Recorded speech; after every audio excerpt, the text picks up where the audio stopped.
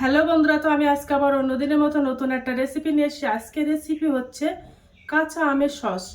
তো অনেকে তো টমেটোর সস খেয়েছো, অন্যান্য সস খেয়েছো, কিন্তু কাঁচা আমের সস খেয়েছো না বলতে পারবো না। তো আমি আজকে সেই কাঁচা আমের সসটা বানাবো। তোমরা সবাই শেষ পর্যন্ত ভিডিওটা স্কিপ না করে পাশে থেকে দেখার জন্য অনুরোধ রইল।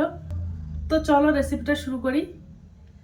এই সসটা বানাতে আমার কাঁচা আম লাগবে। তো দেখো আমি কাঁচা আম নিয়ে নিয়েছি 4টে। এবার আমি আমগুলো কেটে ভালো করে পরিষ্কার করে ধুয়ে নেব।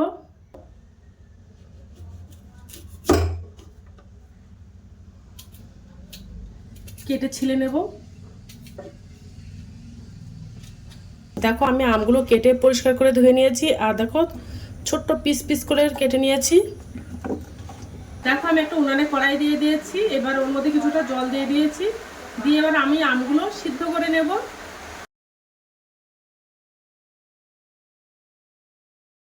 আমি কড়াইতে দিয়ে সিদ্ধ করে নিচ্ছি, তোমরা চাইলে প্রেসার কুকারে দিয়েও সিদ্ধ করে নিতে পারো।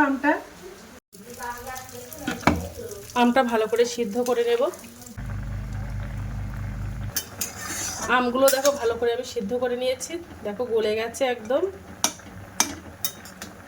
এবার আমি আমগুলো সেকে একটা গামলা বাটিতে তুলে নেব।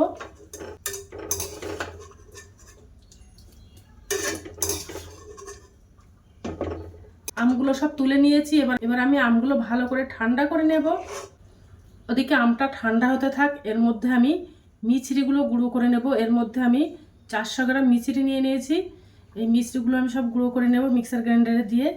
দেখো মিছরিটা আমি গুঁড়ো করে নিয়েছি। এবার আমি আমগুলো মিক্সারে দিয়ে পেস্ট বানিয়ে নেব আমের একটা।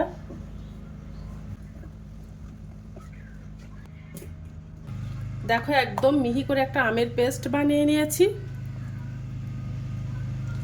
এবার আমি আমটা সেকনি দিয়ে ভালো করে সেকে নেব, এর মধ্যে যেন কোনো রকম আঁশ না থাকে তার জন্য।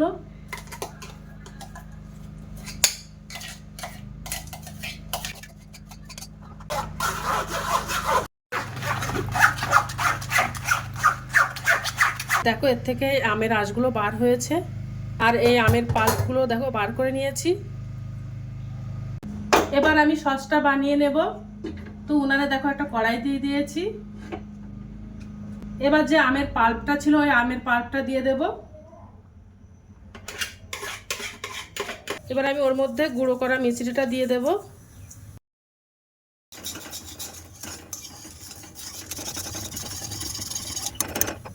তোমরা চাইলে চিনি বা গুড় দিয়ে বানাতে পারো।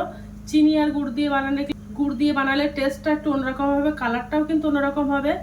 আর এই মিশ্রি দিয়ে বানালে কালারটাও খুব সুন্দর হবে, আর খেতেও কিন্তু খুব ভালো লাগবে। আর গরমের দিনে মিশ্রিটা ঠান্ডা রাখে পেটটা, তার জন্য মিশ্রি দিয়ে দিলাম। ভালো করে ফুটিয়ে নেব। আমি এবার ওর মধ্যে 1 চামচ কাশ্মীরি লাল লঙ্কার গুঁড়ো দিয়ে দেবো। আর এই কাশ্মীরি লাল লঙ্কার গুঁড়োটা দিলে কালারটা খুব সুন্দর হয়, তার জন্য দিয়ে দিলাম। দিয়ে ভালো করে মিশিয়ে নেব।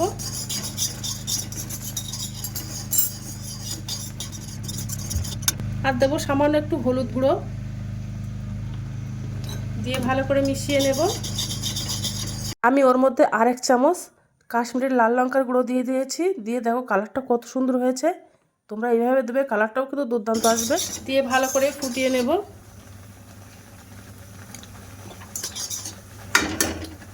ওর মধ্যে 1/2 চামচেরও কম রেগুলার যে আমি নুনটা ব্যবহার করি ওই নুনটা দিয়ে দেব।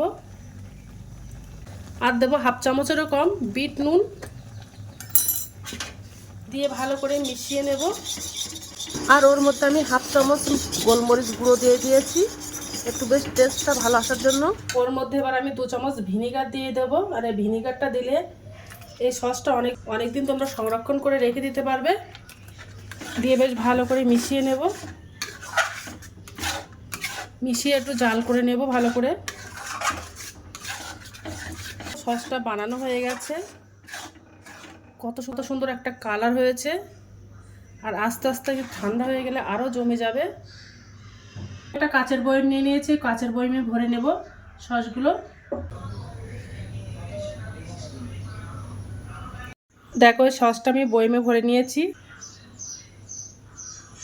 তোমরা এই আমের সসটা বয়মে ভরে অনেক দিন সংরক্ষণ করে রেখে দিতে পারবে, আর যখনই মন চাইবে তখনই খেতে পারবে। চাউমিন, সিংড়া, নিমকি, তো ভিডিওটা ভালো লেগে থাকলে আমার চ্যানেলে একটা লাইক, কমেন্ট, শেয়ার এবং সাবস্ক্রাইব করে দেবে। তো আজকের দিনের মতো ভিডিওটা এখানে শেষ করছি। আগামী দিন আবার একটা নতুন ভিডিও নিয়ে চলে আসবো। তো টাটা, বাই বাই, সবাই ভালো থাকবে, সুস্থ থাকবে।